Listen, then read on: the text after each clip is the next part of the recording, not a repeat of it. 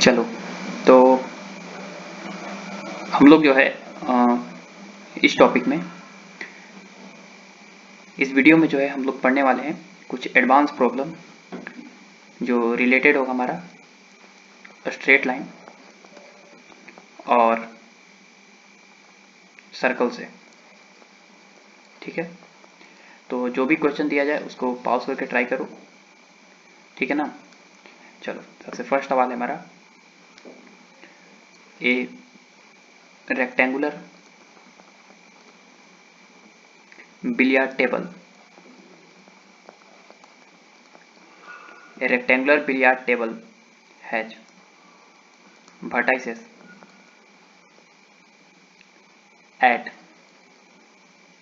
P 0,0, Q 0,7, R 10,7 and S 10,0. A small billiard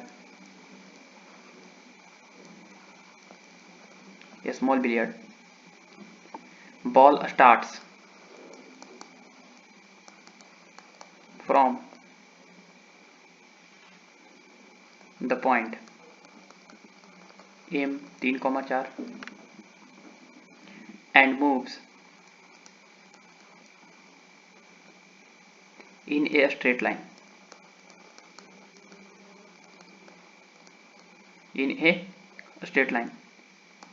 to the top of table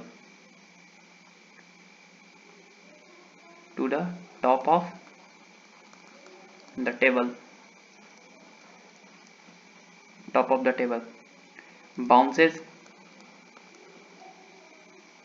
to the right side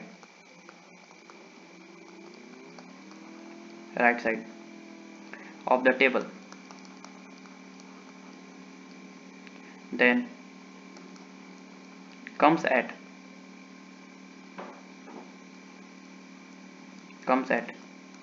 rest at n, जिसका coordinate दिया हुआ है 7,2. The y coordinate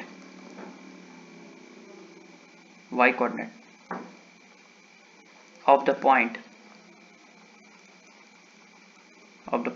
where it hits the right side is.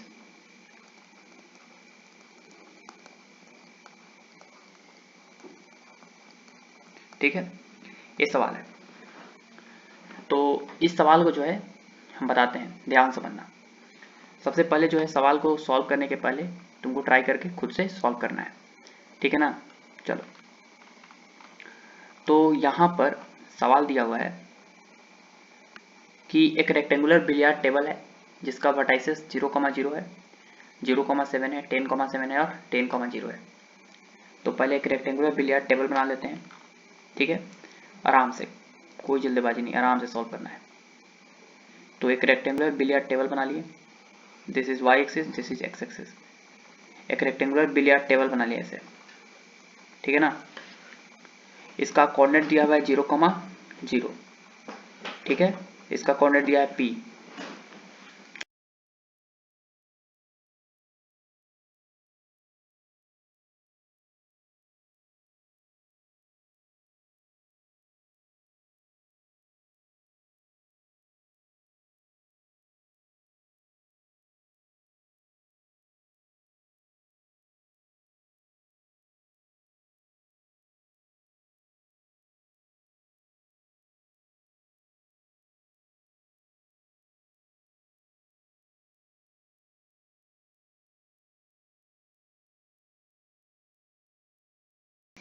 ठीक है।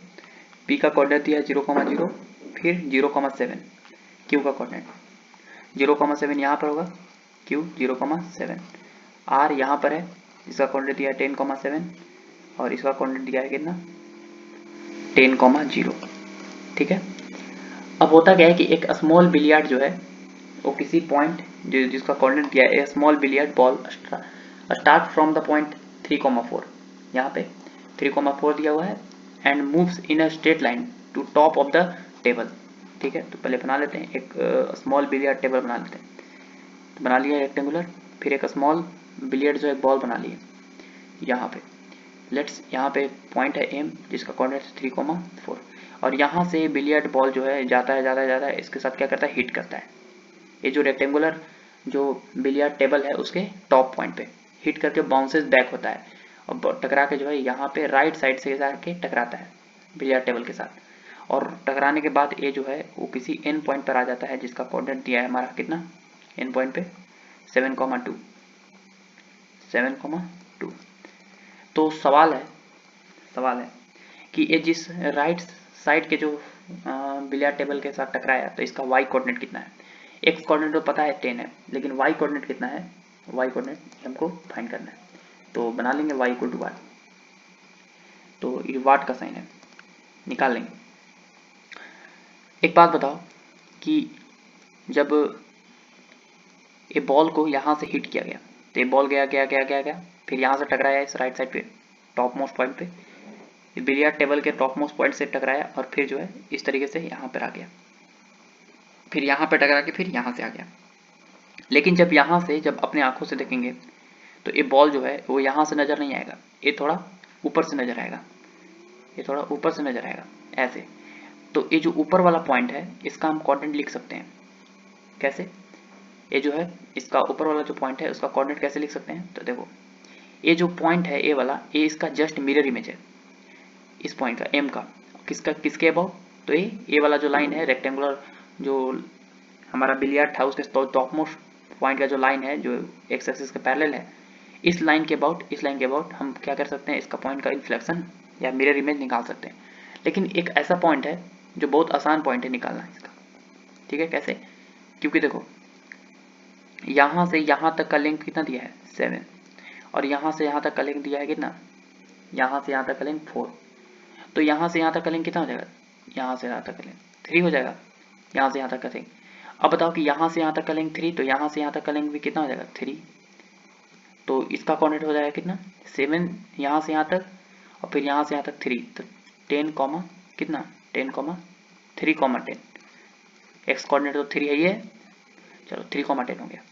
उसी तरह जब यहाँ से जब जो है बॉल टकरा के इधर आएगा, तो जब यहाँ से हम आंखों से देखेंगे, जब अपने आंखों से इधर से देखेंगे तो ये बॉल जो है वो कुछ पीछे से नजर आएगा, ऐसे पीछे से, ठीक है, पीछे से नजर आएगा।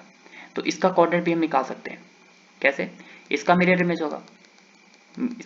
होगा, बताओ कि ए वाला जो पॉइंट है वो इससे कितना डिस्टेंस पीछे है, तो बिल्कुल निकाल सकते हैं। यहाँ से यहाँ तक है 10 और 7 है पीछे, मतलब यहाँ से यहाँ तक का 3 लेंथ हो गया, तो 3 लेंथ आगे यहाँ पर पॉइंट होगा जिसका कोऑर्डिनेट होगा कितना, यहाँ से 10 तो 13 और फिर कितना वाई कोऑर्डिनेट कितना हो जाएगा, वाई कोऑर्डिनेट 2 हो जाएगा। तो हम इस पॉइंट को नाम दे देते हैं हम एम डैश और इस पॉइंट को नाम दे देते हैं हम एन डैश। अब हमको एम डैश और एन डैश का इक्वेशन निकालना है बस, और एम डैश और एन डैश का इक्वेशन निकालने के बाद यहाँ पे क्या पुट कर देंगे, x0 पुट कर देंगे, सॉरी x कितना पुट करना है, यहाँ पे x जो है 10 पुट कर देंगे, तो आंसर हमारा आ जाएगा। तो हमारे पास equation of M dash N dash क्या हो जाएगा, equation of M dash N dash, तो क्या होता है y माइनस y1 कितना है, चलो 2 बराबर m कैसे निकालेंगे, तो m होता है y2 minus y1 into x2 minus x1, तो y2 minus y1 2 minus y1 कितना है of course 2 minus 10 upon x2 minus x1, तो 13 माइनस 3, ठीक है, इंटू x माइनस x1 तो 13, ठीक है। तो यहाँ पर हो जाएगा कितना y minus 2 is equal to ये हो जाएगा -8 अपॉन कितना 10 इंटू x माइनस 13, अब ध्यान से देखो x माइनस 13 माइनस हो गया। अब यहाँ पर हमको पता है कि ए वाला पॉइंट वो कौन सा पॉइंट है, x इक्वल टू 1 लाइन है, x इक्वल टू 10 लाइन है, this line is x equal to 10 वाला लाइन, तो x इक्वल टू 10 इसको सेटिस्फाई करेगा।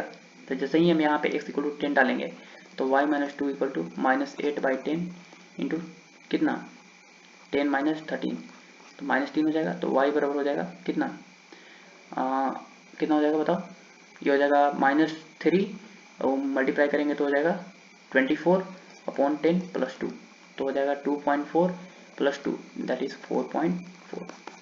तो इसका y कोऑर्डिनेट आ जाएगा हमारे पास कितना 4.4, ठीक है ना। तो इसका y कोऑर्डिनेट आ जाएगा हमारे पास कितना 4.4 आ जाएगा आंसर, ठीक है। चलो अगला सवाल, अगला सवाल है, अगला सवाल है हमारा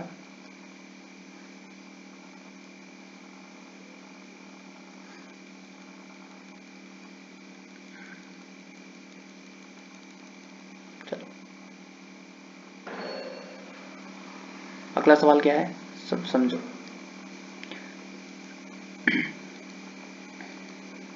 अगला सवाल है कि देखो सवाल है लेट कोई सर्कल है C1, ठीक है, C1 है X square plus Y square equal to 1। एक और सर्कल है C2 जिसका इक्वेशन है X square plus Y square minus 20x plus 99 is equal to 0। And एक और सर्कल है C3, सर्कल है C3 जिसका कोऑर्डिनेट है X square plus Y square minus 10x minus 42y और प्लस 457 इक्वल टू 0, ठीक है। बी 3 सर्कल्स, 3 तो क्या है हमारा सर्कल्स है। फिर दिया हुआ है circles has been drawn to touch circle C1 and C2 externally, C1 and C2 externally and C3 internally। C1 और C2 को externally टच करता है और C3 को internally टच करता है। now circles C1 C2 and C3 starts rolling on the circumference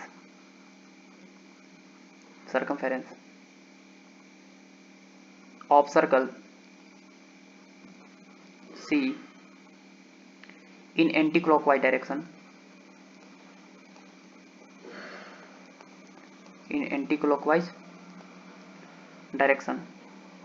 with constant speed,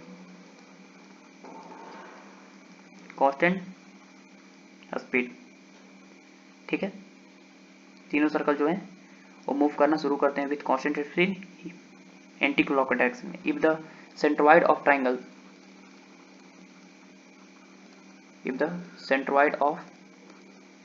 triangle formed by line joining, the centers of rolling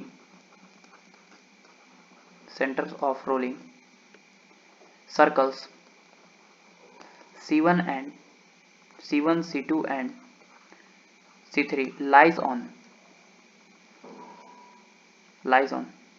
x square plus y square plus 2gx plus 2fy plus c is equal to 0, then find the value of c, ठीक है। ये सवाल है तो आसान सवाल है, कोई बात नहीं, जैसे जैसे सिचुएशन जो दिया रहे वैसे वैसे सिचुएशन को एनालाइज करके सवाल बनाना है, ठीक है। पहले ट्राई कर लो उसके बाद हम बनाएंगे। चलो आई होप ट्राई कर लिए होंगे। चलो हम स्टार्ट करते हैं। पहले ध्यान से समझना, दिया हुआ है कि सर्कल है a x square plus Y square plus दिया हुआ है सर्कल, यहाँ पे हमारा एक सर्कल दिया हुआ है X square plus Y square plus equal to 1 equation. तो सर्कल 1 के बारे में पहले लिख लो सब चीज़ के बारे में। C1 जो है वो दिया हुआ है कितना X square plus Y square equal to 1, मैंने सेंटर जो है C1 का वो दिया हुआ है 0,0 और रेडियस जो है 1 यूनिट दिया हुआ है, अच्छी बात है। फिर देखो फिर दिया हुआ है सर्कल C2 जो है X square minus 20x plus 99 equal to 0, ठीक है। तो इसको भी लिख लेते हैं थोड़ा। सर्कल C2 जो है वो दिया हुआ है X square plus Y square minus 20x plus 99 equal to 0, तो बताओ इसका सेंटर कितना होगा। इसको x के कोफिशिएंट से 2 से डिवाइड करते हैं तो 10 आता है, और y तो है नहीं 10,0। रेडियस कितना होगा, तो रेडियस होता है g square plus f square minus c, तो 10 का स्क्वायर प्लस 0 का स्क्वायर माइनस सी कितना है 99, तो इसका भी आंसर आएगा 1। तो C2 का भी रेडियस R2 भी कितना दिया है 1 दिया है, अच्छी बात है। अच्छा तीसरा जो है, तीसरा थर्ड सर्कल जो है दिया हुआ है X square plus Y square minus 10x minus 42y plus 457 is equal to 0। चलो C3 के बारे में भी ड्रॉ कर लेते हैं। C3 के बारे में दिया हुआ है कि X square plus Y square minus 10x plus minus 42y इतना था, और फिर क्या था 457 इज इक्वल टू 0। तो बताओ इसका सेंटर कितना है C3 का, C3 का 2 से डिवाइड करेंगे तो 5 आएगा, अब 21 आएगा, 5,21, ठीक है 5,21। क्लियर हुआ ना। माइनस 10x माइनस कितना है, इसको थोड़ा सा इरेज कर देते हैं, माइनस 10x माइनस 42y और प्लस 57, और रेडियस कितना होगा R3, तो R3 निकालने के लिए क्या करेंगे 5 का स्क्वायर प्लस 21 का square minus 457, g square plus f square minus c होता है, तो 25 प्लस 21 का स्क्वायर 441 माइनस 457, तो हो जाएगा कितना 5 1 6 4 2 6 4 66 माइनस 457, तो 9 बचेगा, 3 यूनिट है, ठीक है। आगे पढ़ते हैं सवाल को, तीन को तो काम कर लिए। A circle C has been draw the touch circle C1 and C2 externally, और C3 को इंटरनली टच करता है, ठीक है। एक इस सिचुएशन के हिसाब से हम जो है सर्कल को बना लेते हैं कि एक सर्कल है जो क्या होता है, देखो हमारा है ऐसे, एक सर्कल जो है उसका एक सर्कल ये वाला है जिसका सेंटर ओरिजिन है, यहाँ पर सेंटर है ओरिजिन 0,0, और एक और सर्कल है यहाँ पर है जिसका कोऑर्डिनेट दिया हुआ है 10,0 C2, इसका कोऑर्डिनेट दिया है 10,0, और एक और सर्कल है C3 ऐसे जिसका सेंटर दिया है 5,21, तो 5 इसके एग्जैक्टली बीच में लाई करेगा, 5,0 यहाँ पर होगा, तो 5,0 यहाँ पर होगा, तो सेंटर कितना होगा यहाँ पर, इसका सेंटर दिया है 5,21। अब ये सर्कल जो है इन तीनों को, एक ऐसा सर्कल C है जो इन C1 और C2 को एक्सटर्नली टच करता है, मैंने एक्सटर्नली का मतलब कि बाहर से, और C3 को ऊपर से, ये हमारा C3 है, तो C3 को एक्सटर्नली टच करता है और C1 और C2 को इंटरनली, सॉरी ये हमारा C1 है C2 है, तो C1 और C2 को एक्सटर्नली ऐसे ऐसे, ठीक है ऐसे, देखो बाहर से टच करता है, ठीक है ना, क्लियर हो गया। और देखो इसको एक्सटर्नली टच कर रहा है सर्कल, और इसका जो है एक्सटर्नली टच कर रहा है, और इसको इंटरनली और इसको एक्सटर्नली C1 C2 को, ठीक है अच्छी बात है। आगे क्या कर रहा है पढ़ो, ड्रॉ कर लिया उसी के हिसाब से, ठीक है। बोला कि circle C has been drawn to the touch the circle C1 and C2 externally and C3 internally. Now circle C1, C2 and C3 starts rolling. All right, in the circumference of the circle C in anti-clockwise direction with constant speed. If the centroid of a triangle formed by the line joining of center of rolling circle C1 lies on this and then find the value of C. अच्छी बात है। तो देखो अब सवाल को analyse करना शुरू करते हैं। तो होता क्या है कि ये जो सर्कल ये वाला है सर्कल, ये जो है एंटी क्लॉकवाइज डायरेक्शन में ये मूव करना चाहता है इधर, सर्कमफेरेंस ई मूव करना चाहता है इधर, अभी मूव करने लगता है इधर एंटी क्लॉकवाइज डायरेक्शन में, तीनों ये डायरेक्शन में। अब होगा क्या कि इन तीनों के सेंटर से जो बना ट्राइंगल है, इन तीनों के सेंटर से जो बना ट्राइंगल है, पहले एक चीज और बताओ कि ये जो बड़ा सा सर्कल है सी, इस सी का सेंटर कहाँ पर होगा। तो मान लो कि सर्कल यहाँ सेंटर यहाँ पर होगा, कैसे, क्योंकि अगर सर्कल का सेंटर जो है इसको हम रेडियस से ज्वाइन कर रहे हैं, ए वाला, यहाँ से यहाँ तक का इसका रेडियस है आर, यहाँ से यहाँ तक का रेडियस कितना है आर। अब इसका भी रेडियस दिया था कितना 1 यूनिट, इसका भी रेडियस दिया था 1 यूनिट, ठीक है 1 यूनिट। तो देखो E R plus 1 E B R plus 1, तो दोनों सेम साइड का है तो आइसोसेलेस ट्राइंगल हो गया। अगर आइसोसेलेस ट्राइंगल हो गया तो अगर हम यहाँ से लाइन ड्रॉ करते हैं, परपेंडिकुलर बाइसेक्टर होता है, परपेंडिकुलर बाइसेक्टर, ठीक है, परपेंडिकुलर बाइसेक्टर होता है, ठीक है ना, जो सेंटर से पास करता है। तो सेंटर यहाँ पर है मान लो, अच्छी बात है, अच्छी बात है। ये तो पता है फिक्स है कि x कोऑर्डिनेट तो 5 ही होगा, y कोऑर्डिनेट हमको नहीं पता, तो y कोऑर्डिनेट को थोड़ा तरीके के लिए मान लो कितना k मान लो, y कोऑर्डिनेट को कितना मान लो k। ये जो है हमारा सर्कल का सेंटर है c का। तो बताओ कि c1 कितना होगा, c1, तो c1 होगा यहाँ से यहाँ तक r+1, अच्छी बात है। c1 का लेंथ हो जाएगा r+1। अच्छा, c1 को डिस्टेंस फॉर्मूला से कैसे निकालेंगे, तो हो जाएगा 5 - 0 का होल स्क्वायर प्लस k - 0 का होल स्क्वायर, ठीक है, x2 - x1 का whole square plus y2 - y1 का होल स्क्वायर r+1। तो 5 का स्क्वायर 25 प्लस k का स्क्वायर और रूट बराबर हो जाएगा r+1। तो स्क्वायर करो दोनों तरफ तो बनेगा 25 प्लस k स्क्वायर बराबर r+1 का होल स्क्वायर। उधर लाओ तो r+1 का whole square minus k square बराबर कितना होगा 25। तो इसको a + b into a - b लिखो, ठीक है, इक्वल टू 25। इसको इक्वेशन मान लो फर्स्ट। क्लियर हुआ, ये 25 है।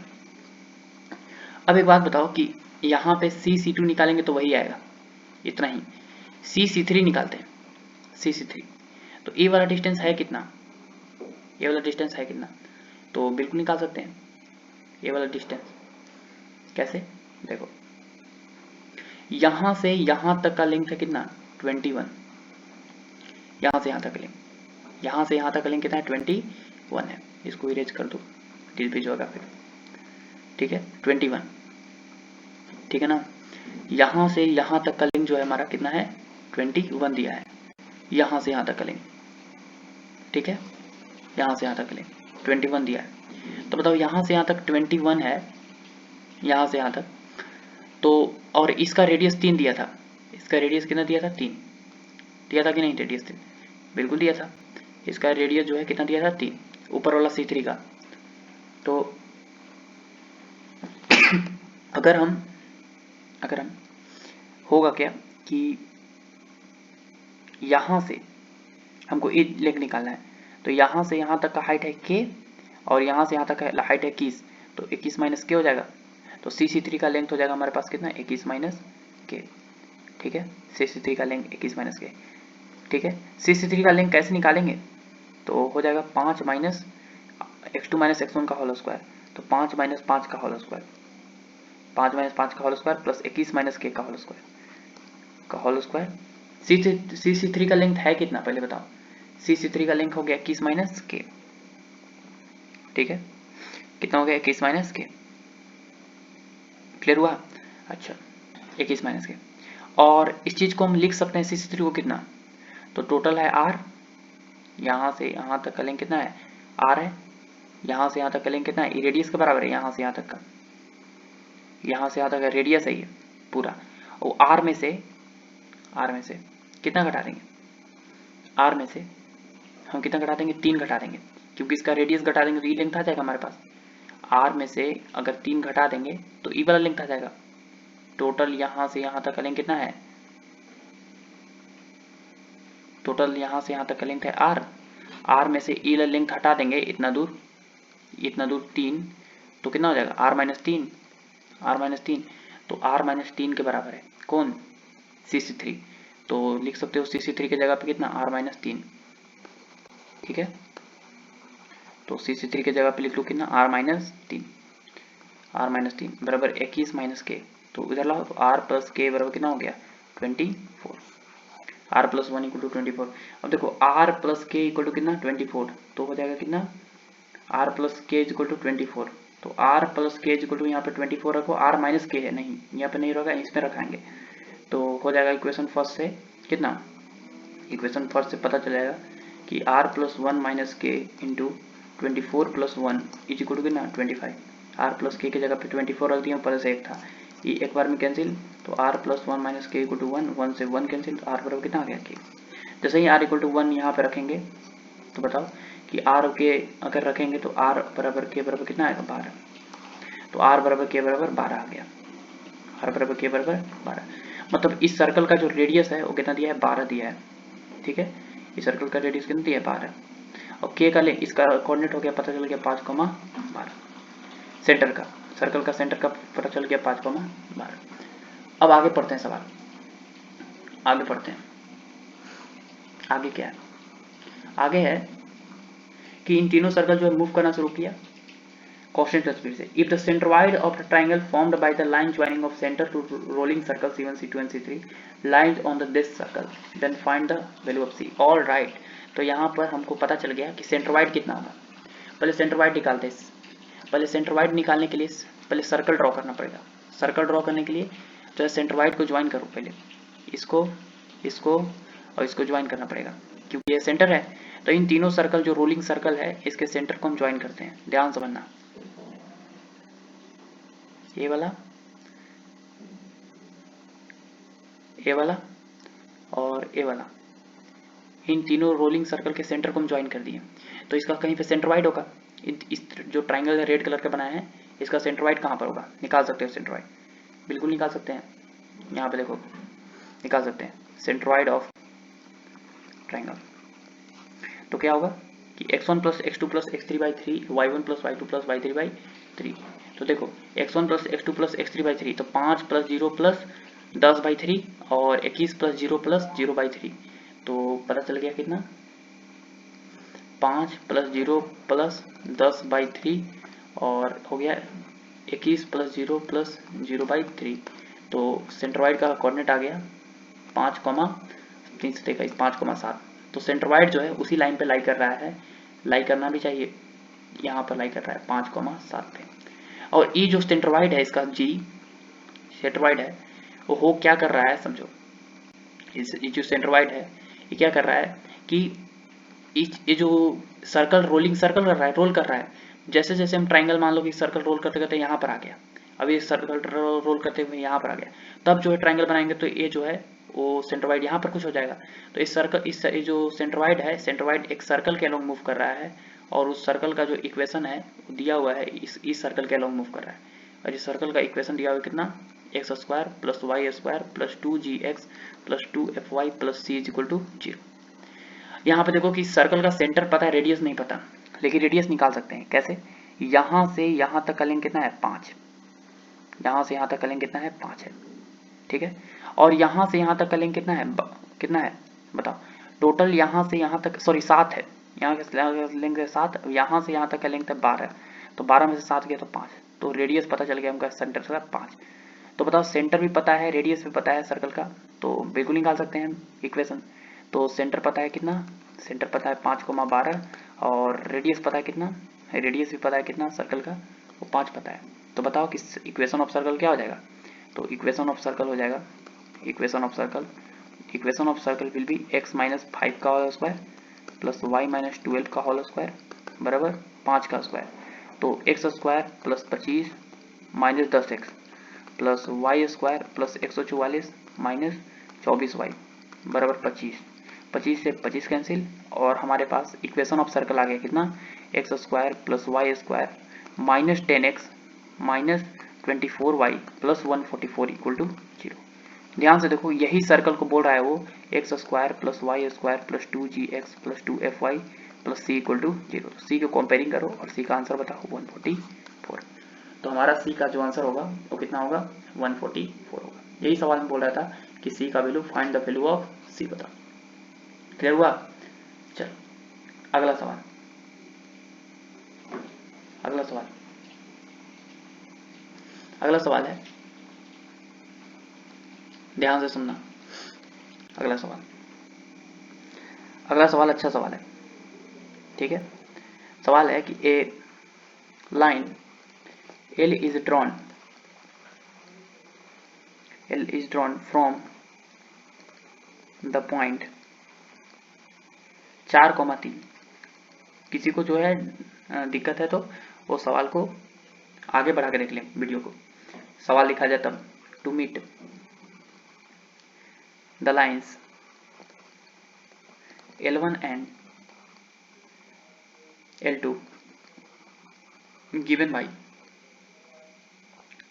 3x plus 4y plus 5 equal to 0 and 3x plus 4y plus 15 equal to 0 at points A and B respectively,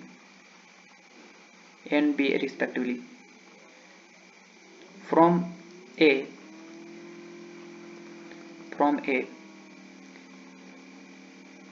a line perpendicular to L is drawn meeting the line L2 at A1, ठीक है। Similarly from point B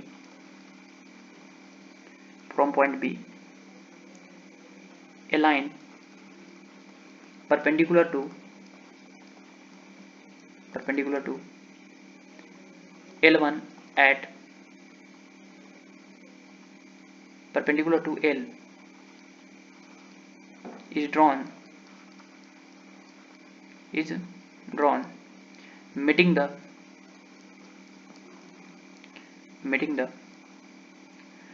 line L1 at B1. Thus a parallelogram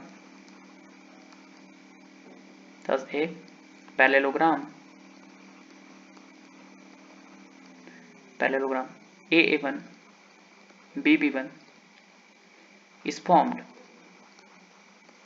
Then find the equation of L. So that area of the parallelogram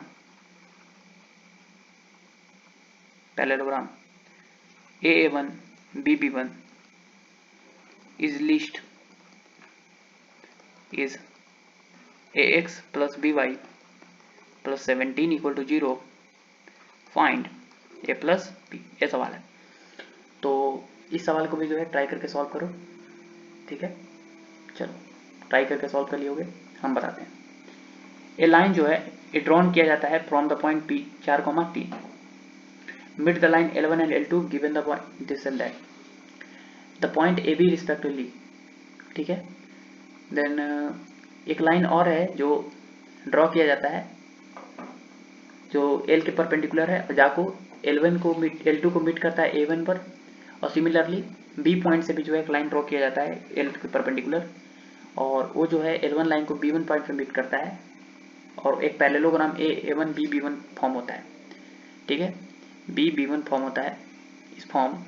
then find the equation of L so that area of parallelogram will be least, ठीक है। और वो जो line का equation दिया वो दिया AX plus BY plus 17 equal to 0, then find the A plus B।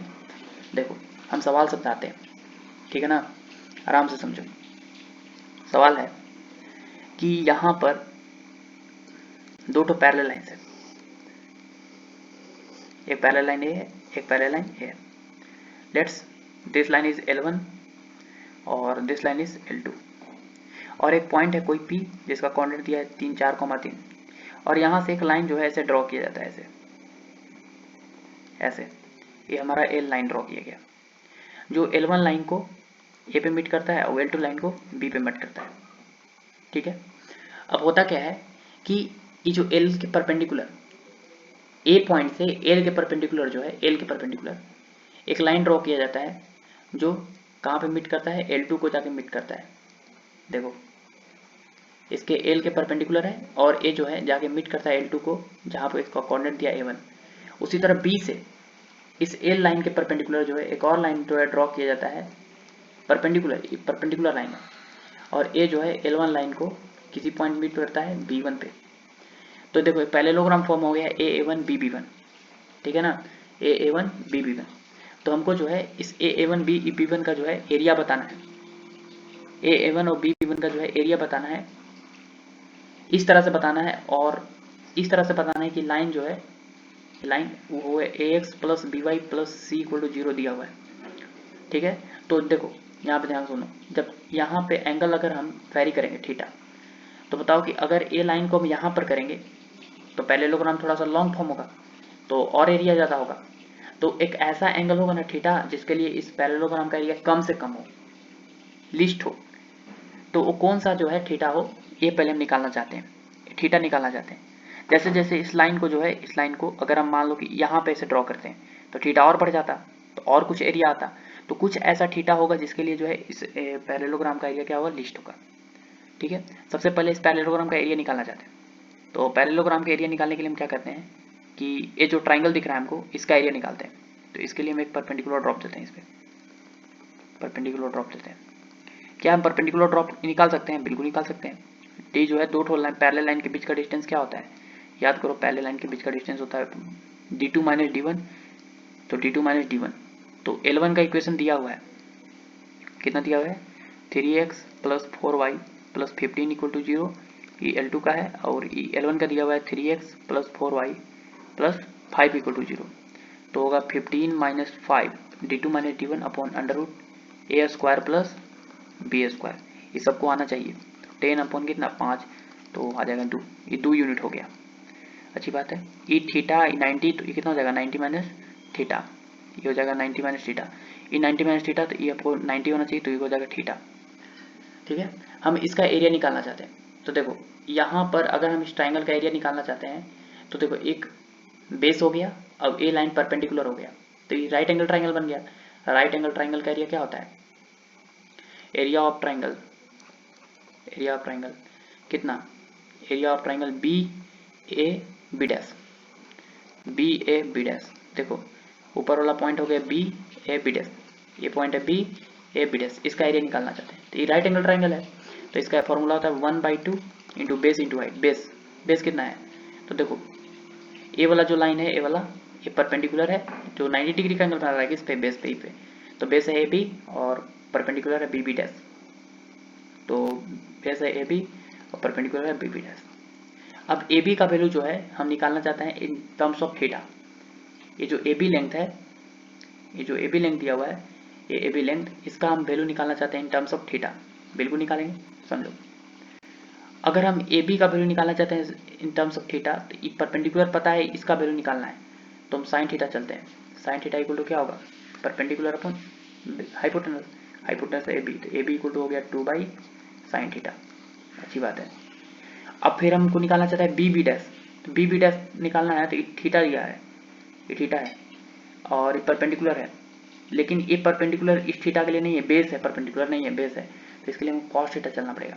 तो कॉस थीटा चलेंगे तो क्या होगा, बेस अपॉन हाइपोटेनस, तो हो जाएगा बी बी डैश। तो B B dash equal to हो जाएगा हमारे पास कितना, 2 कॉस थीटा।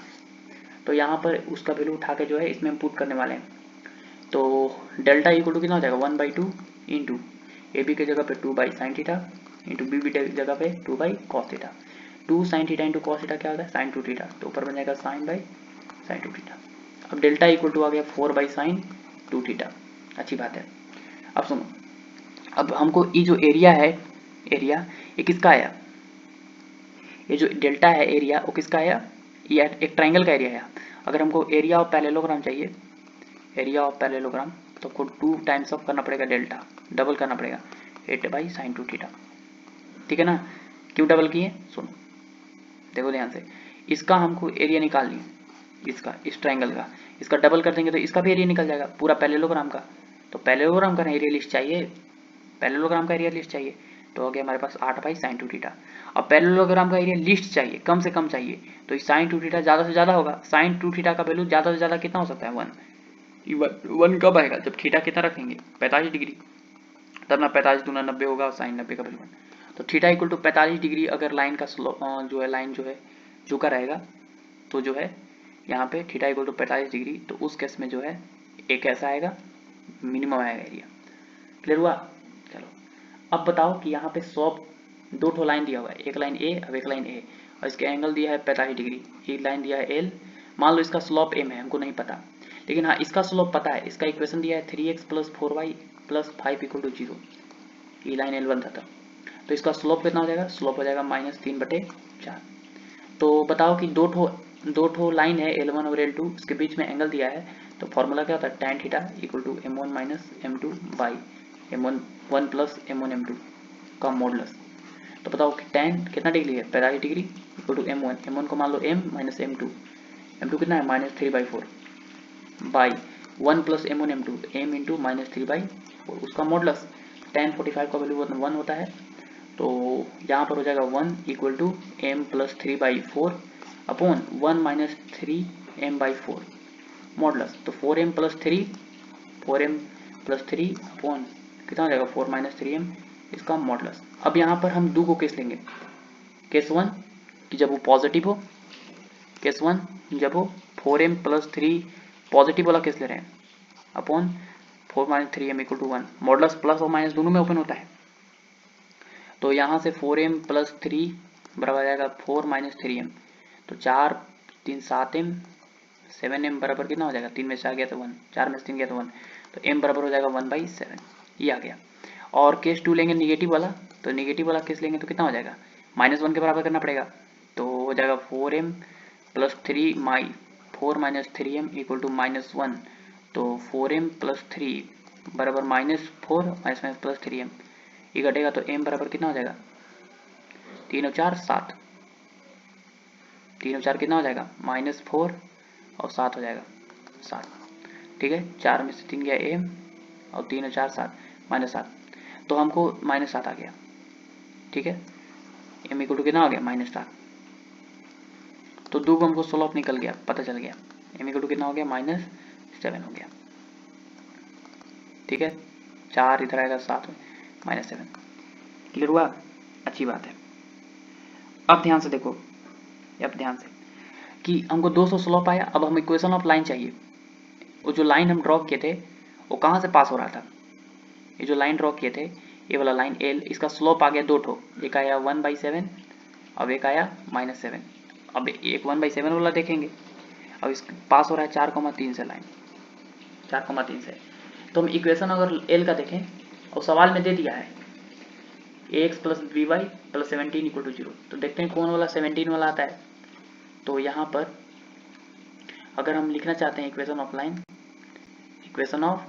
लाइन L, तो कितना होगा y माइनस y1, तो 4,3 से पास हो रहा था पॉइंट, तो y minus 3 equal to m है 1/7 यूज कर रहे हैं पहले, m इक्वल टू 1/7, ठीक है, तो into x minus x1 x minus 4, तो 7y माइनस 21 बराबर कितना हो गया x माइनस 4, तो x माइनस 7y और 4 में से किया 17 4 21 हो गया इक्वल टू कितना 0, ये आ गया हमारा equation of line.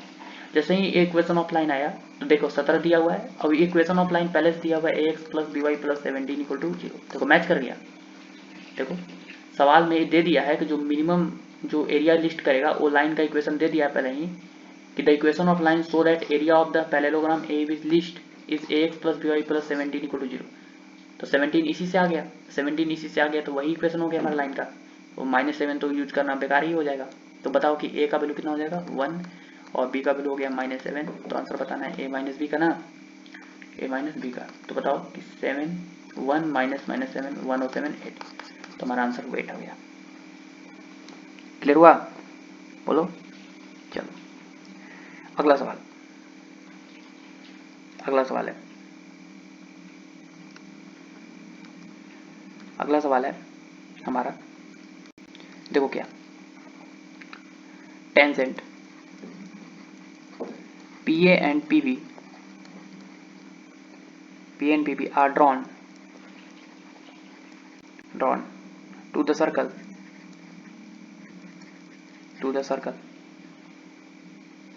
x minus 4 का whole square plus y minus 5 का whole square equal to 4 from the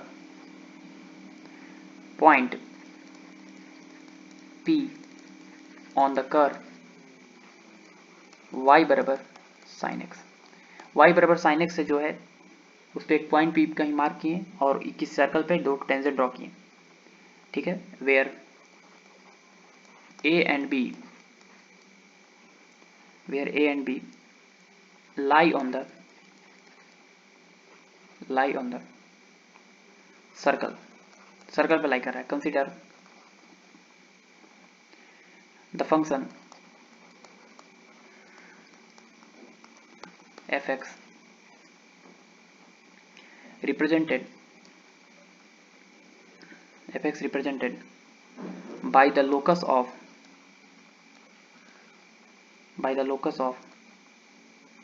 the center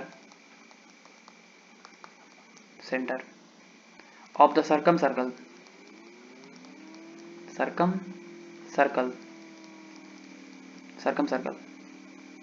of tangent triangle PAB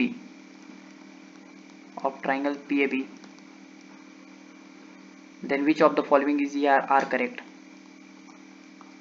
Then which of the following is are correct? मैंने multiple correct है, sorry correct, ये सवाल है। तो बना देंगे, समझो। पहले 4 को ऑप्शन दिया हुआ लिख लो। 4 को ऑप्शन है ए नंबर कि fx इज इक्वल टू दिया हुआ है 4, has no real roots. B number दिया हुआ है fx is equal to 1, has real roots, ठीक है। सी नंबर ऑप्शन दिया है range of f inverse x is equal to -π/4 + 2 से लेके π/4 + 2 तक, और डी नंबर दिया हुआ है नन, ठीक है। ये सवाल तो बनाते हैं, आराम से समझो। सवाल है कि tangent PA and PB are drawn to the circle this from the point P on the point y बराबर sin x where A and B are lying on the circle. तो देखो एक कर्व हमको बनाने की जरूरत नहीं है y बराबर sin x, और वही ना कि y बराबर sin x से हम बनाए फिर y बराबर sin x से लाइन ड्रॉ की, उतना करने की जरूरत नहीं है। देखो है क्या कि एक पॉइंट है P जो लाई कर रहा है किस पे, साइन पे, कर्व पे, और उस साइन कर्व का दिया है y बराबर sin x। तो मान लो कि x कोऑर्डिनेट अगर अल्फा होगा तो y कोऑर्डिनेट कितना होगा sin अल्फा, तो P का कोऑर्डिनेट पता चल गया अल्फा कोमा sin अल्फा। और इस P पॉइंट से दो टेंजेंट ड्रॉ किया जाता है किसी सर्कल पे। इस सर्कल एक दिया हुआ है और इस सर्कल का कोऑर्डिनेट भी दिया है, ठीक है। इसके सेंटर का कोऑर्डिनेट दिया है, सेंटर का कोऑर्डिनेट 4,5। अभी PA और PB पे जो है टच करता है, ये A पॉइंट है, ये B पॉइंट है, और इसका सेंटर है यहाँ पे जिसका कोऑर्डिनेट दिया है 4,5। अब होता क्या है कि इस PAB के मिला के एक सर्कम सर्कल ड्रॉ किया जाता है। क्या ड्रॉ किया जाता है? सर्कम सर्कल, ठीक है ना। इस PAB को मिला के जो है एक सर्कम सर्कल ड्रॉ किया जाता है, ठीक है ना, ऐसे PAB को मिला के। तो याद करो कि अगर हम किसी एक्सटर्नल पॉइंट से टेंजेंट ड्रॉ करते हैं और उन टेंजेंट से जो ट्राइंगल फॉर्म होता है, उस ट्राइंगल के से अगर हम एक सर्कल पास करते हैं, उसको सर्कम सर्कल बोलते हैं, तो हमेशा जो है एक सर्कल के सेंटर से पास करता है, जो गिवन सर्कल के टेंजेंट पे टेंजेंट ड्रॉ किए थे उस सर्कल के सेंटर से हमेशा पास करता है। ये थ्योरी है, ठीक है। अब ये जाके थ्योरी आपको पढ़ना पड़ेगा ऐसे, ठीक है। ये थ्योरी है कि अगर हम सर्कल ड्रॉ करते हैं तो हमेशा जो है सर्कल के सेंटर से पास होता है। क्लियर हुआ ना? सर्कल के सेंटर से क्या होता है? पास होता है, ठीक है। देखो इस सेंटर सर्कल के सेंटर से क्या होगा? हमेशा पास होगा। फिर से बढ़िया से बना देते हैं ये वाला, ठीक है। ऐसे सर्कल के सेंटर से क्या होगा? हमारा हमेशा पास होगा। देखो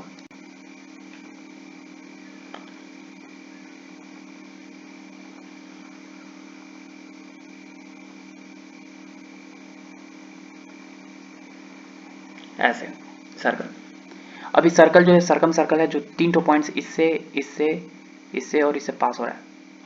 अब याद करो कि इसका सेंटर मान लो ये है, और यही सेंटर का हमको लोकस फाइंड करना है h, के, ठीक है। और ये P पॉइंट अलग अलग कर्व पे लाई करेगा, sin x पे लाई कर रहा है, तो अलग अलग पॉइंट पे अगर हम टेंजेंट ड्रॉ करेंगे तो ये सेंटर भी कहीं कहीं मूव करेगा, तो उस सेंटर का हमको लोकस फाइंड करना है, ठीक है ना। चलो तो बताओ कि सेंटर का लोकस फाइंड करना है, तो मिड पॉइंट है, मिड पॉइंट है, तो h का कोऑर्डिनेट क्या लिख सकते हो? Alpha plus 4/2, alpha plus 4/2, alpha बराबर कितना हो जाएगा? 2h minus 4। उसी तरह k का कोऑर्डिनेट क्या लिख सकते हो? k का कोऑर्डिनेट लिख सकते हो 5 plus sine x, sine alpha upon कितना? 2। तो k के जगह पे कितना हो जाएगा? अल्फा के जगह पे यहाँ पुट करो, अल्फा के जगह पे ये वाला उठा के यहाँ पे पुट करो, तो k बराबर हो जाएगा 5 प्लस साइन 2 h -4/2। अब y के जगह पे y रिप्लेस करते हैं, याद करो 5